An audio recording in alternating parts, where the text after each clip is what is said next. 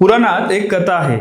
ही कथा गोदावरी नदीच्या उगमाशी संबंधित आहे. या कथेनुसार अशी मान्यता आहे की गौतम ऋषी आणि त्यांच्या पत्नी अहिल्या या ब्रह्मगिरी पर्वताच्या पायथ्याशी वास्तव्यास होते. त्यांच्या आश्रमात बरीच सुखसंपत्ती नांदत होती. मात्र झालं काय तर सर्वत्र दुष्काळ पडला. या दुष्काळाने लोकांना अन्नधान्याची टंचाई भासू लागली. दुष्काळाची तीव्रता इतकी होती की गौतम ऋषींच्या आश्रमात देखील लोकांना अन्न मिळणं मुश्किल होऊन बसलं. ही सगळी परिस्थिती बघून गौतम ऋषींनी ब्रह्मगिरीच्या पायथ्याशी तपश्चर्या करण्यास सुरुवात केली. अतिशय कठोर तपश्चर्याच्या साधनेने आश्रमात अन्नधान्य मुबलक प्रमाणात उपलब्ध झालं. मात्र काही मत्सरी ऋषींनी हे पाहून त्यांच्यावर कट रचला. गौतम ऋषींकडून अनावधानाने गोहत्या घडवून आणली.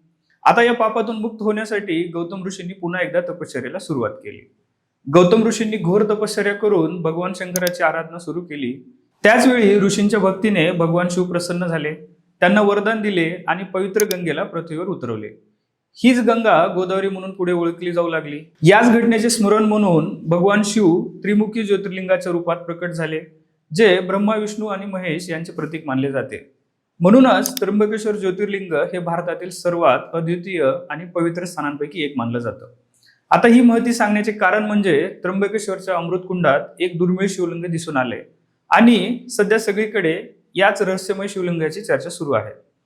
तर या शिवलिंगाच्या बद्दल पुरातत्व विभागाने नव्याने माहिती दिली आहे. याबाबतचा उलगडा पुरातत्व खात्याने केलाय. तो नेमका काय ते जाणून घेण्याआधी सध्याचे मंदिर आणि त्याचे स्थापत्य याविषयी आपण माहिती जाणून घेऊ. तर नाशिक जिल्ह्यातील ब्रह्मगिरी, नीलगिरी आणि काळगिरी डोंगराच्या सानिध्यात सध्याचं मंदिर वसलंय.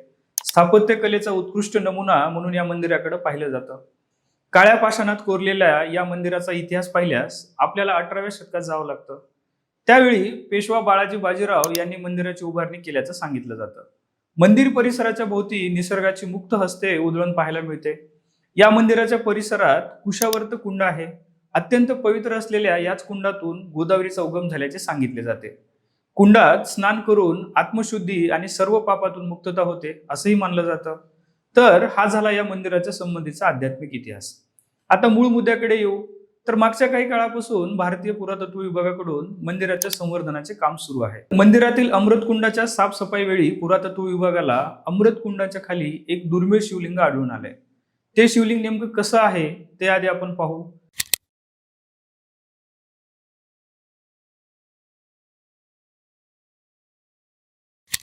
कुंडातील पाणी स्वच्छ करण्याच्या प्रयत्नात हे शिवलिंग दिसून आले. पुरातत्व विभागाने नुकतीच या संबंधीची माहिती दिली आहे. पुरातत्व विभागाने दिलेल्या माहितीनुसार त्र्यंबकेश्वर मंदिरात जे ऐतिहासिक अमृतकुंड आहे त्याच्या तळाशी दगडी शिवलिंग आढळले असून भारताच्या समृद्ध वारशाचं हे एक उदाहरण आहे. त्यानंतर पुरातत्व विभागाने पुढे असंही म्हणलंय की संबंधित शिवलिंग आढळल्याने हेच अधोरेखित होतंय की प्राचीन आणि समृद्ध वारसा जपण्यासाठी पुरातत्व विभाग नेहमीच कार्यरत आहे. पण या अमृतकुंडाची रचना बघितली तर जवळपास 65 फूट खोल आहे. पेशवेकालीन असलेल्या अमृतकुंडातील जल हे पवित्र मानलं जातं. दररोज याच कुंडातील जलाचा ज्योतिर्लिंगाला अभिषेक घातला जातो. त्यामुळे याचं महत्व अधिक असल्याचं सांगितलं जात आहे. त्यातच ऐतिहासिक कुंभमेळा काही महिन्यांवर येऊन ठेपलाय. असं असताना मंदिर परिसराची स्वच्छता आणि संवर्धनाची कामं गतीनं सुरू आहेत. दर 12 वर्षांनी होणाऱ्या कुंभमेळ्यात या मंदिराला लाखो भाविक भेटी देतात. एरवी श्रावण महिना, कार्तिक पौर्णिमा आणि महाशिवरात्री आणि महत्वाच्या प्रसंगी देखील भाविक मोठ्या संख्येने गर्दी करत असतात. नुकत्याच आढळून आलेल्या शिवलिंगामुळे भाविकांमध्ये हे दुर्मिळ शिवलिंग पाहण्यासाठी कुतूहल निर्माण झाल्याची स्थिती आहे.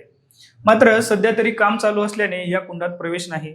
पुरातत्व विभाग आणि मंदिर प्रशासनाकडून कुंभसाठी जोरदार तयारी सुरू आहे. याआधी देखील केंद्र सरकारच्या प्रसाद योजनेतून मंदिर परिसरातील अन्य मंदिरे, धार्मिक कुंड आणि इतर पवित्र स्थळांच्या विकासासाठी विकास कामाची सुरुवात करण्यात आली आहे. त्या अंतर्गत नारायण नागबळी हा जो विधी होतो त्याकरिता भव्य इमारत आणि अन्य काही संवर्धनाची कामे मार्गी लावण्यात आली होती. देशातील 12 ज्योतिर्लिंगापैकी एक असलेल्या त्र्यंबकेश्वरला भाविक मोठ्या भक्तिभावाने भेट देत असतात. या परिसराला मोठे आध्यात्मिक आणि ऐतिहासिक महत्व आहे. पाप क्षालनासाठी गोदावरीतील स्नान करण्यासाठी भाविक देशभरातून या ठिकाणी हजेरी लावतात. या सगळ्या पार्श्वभूमीवर सापडलेल्या या शिवलिंगाबद्दल तुम्हाला काय वाटतं ते कमेंट करून नक्की कळवा आणि अशाच माहितीपूर्ण व्हिडिओसाठी शिरस्ताला सबस्क्राईब करा.